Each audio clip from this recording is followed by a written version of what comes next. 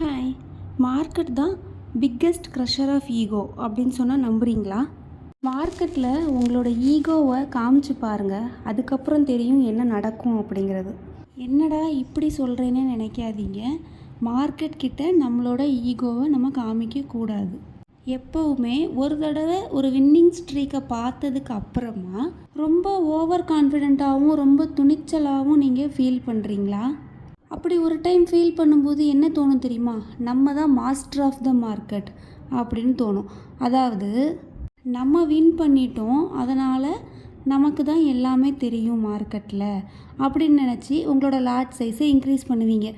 அப்படி நீங்கள் lot size increase பண்ணி என்ட்ராகக்கூடிய அந்த ட்ரேடே உங்களுக்கு என்ன ஆகும் அப்படின்னா ஸ்டாப் லாஸ் ஹிட் ஆகும். அப்படி ஸ்டாப் லாஸ் ஹிட் ஆகும்போது உங்களோட மாஸ்டர் மைண்ட் லூசர் அப்படிங்கிற ஒரு ஸ்டேஜுக்கு தள்ளப்பட்டுரும்.